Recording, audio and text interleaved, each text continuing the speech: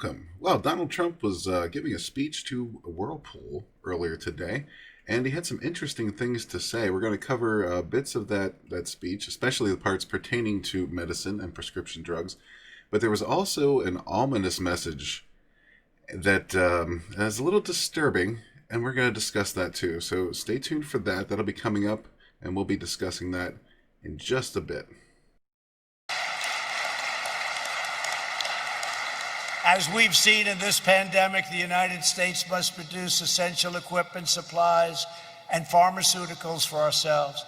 We cannot rely on China and other nations across the globe that could one day deny us products in a time of need. We can't do it. We can't do it. We have to be smart. And speaking of pharmaceuticals, we instituted 4 moves, rebates, favored nations, and other things, buying from other nations where they have the product, the same exact pill, identical, made in the same factory, for a fraction, just a small fraction of the cost. We buy from other countries as opposed to buying through this ridiculous quagmire of political scam that we've been going through for many years. And what I've done in terms of favored nations, if, as an example, Germany has a pill for 10 cents, and we have a bill for $2. We institute favored nations on the drug company. We get the pill for the same amount as the lowest pill anywhere in the world.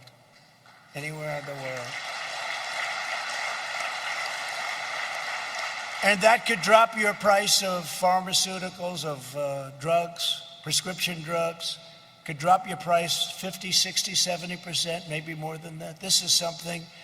Now, I have to tell you, I have never seen so many bad commercials about me as in the last 3 days since I did this. So will you remember that when you see this horrible commercial that I'm a socialist? I was called a socialist for the first time in my entire life. Actually, what I am doing is I'm using socialist countries who are buying our product for far less than we're allowed to. I'm saying, well, if you're going to sell it to this country, might be socialist, for a lower price, so we're going to get that same price. So, but I have been called everything in the book. And I said the other day, whenever you see a drug company advertising that Donald Trump's a bad guy, remember your drug prices must be coming down very big. Very big.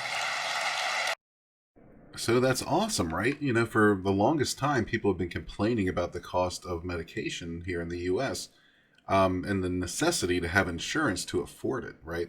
So, this is a great move. Everybody, who claims that Donald Trump is only for big business, well, he just, had signed an executive order to keep the bigger tech companies from censoring people on their platforms, which is always awesome. And now he's coming for the pharmaceutical companies to make sure that, there's fair play going on. So I can't really see how people get that he's 100% big business.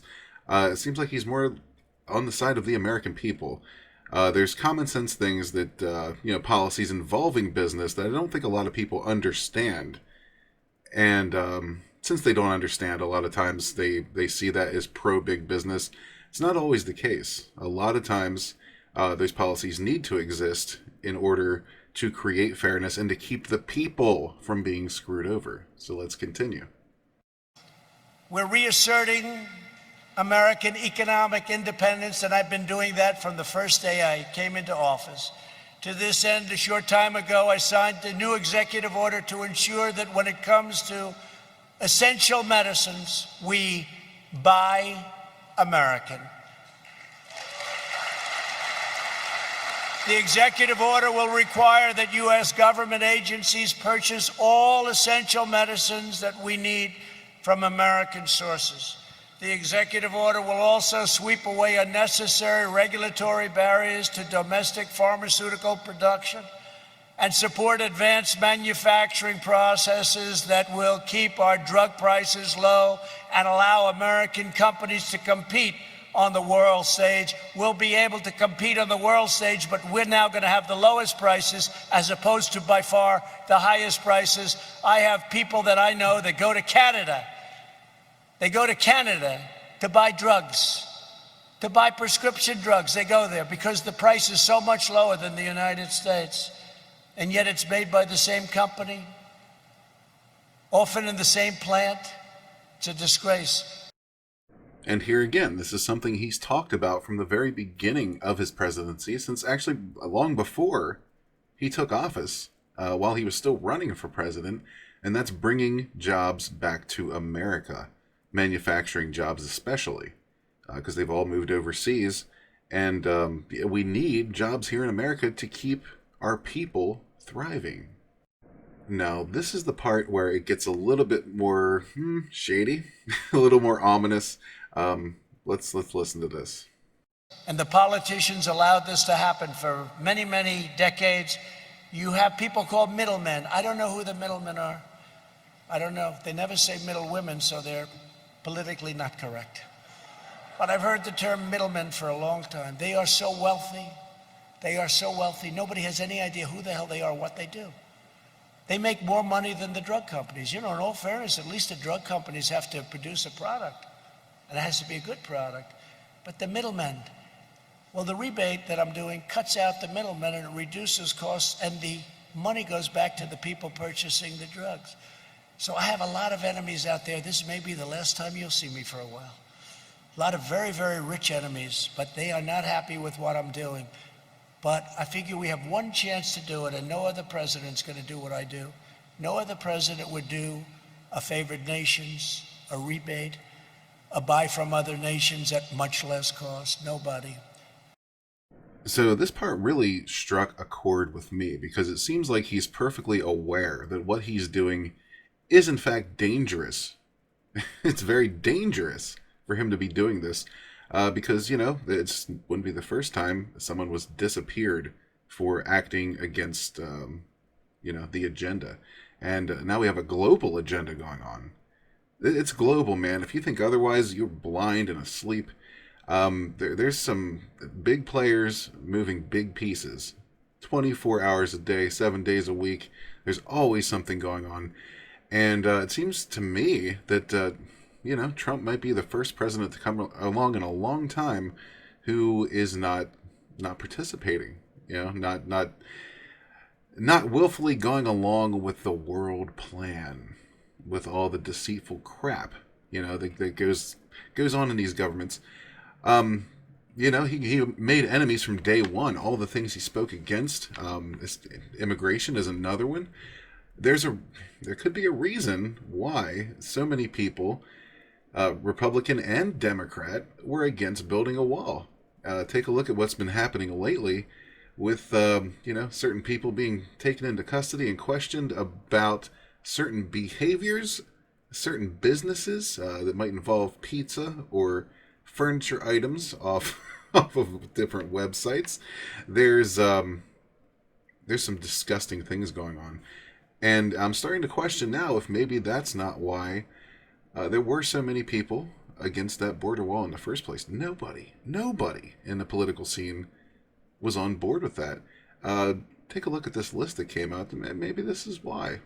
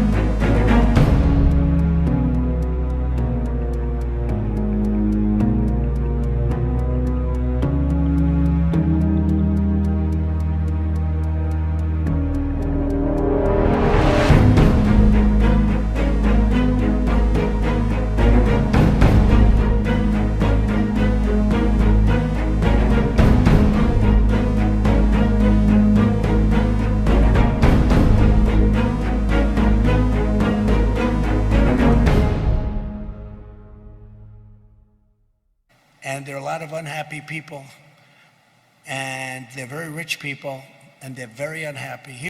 An open border tends to make a lot of unseemly, illegal practices possible. So, Godspeed, Mr. President. I sincerely hope that no harm comes to you.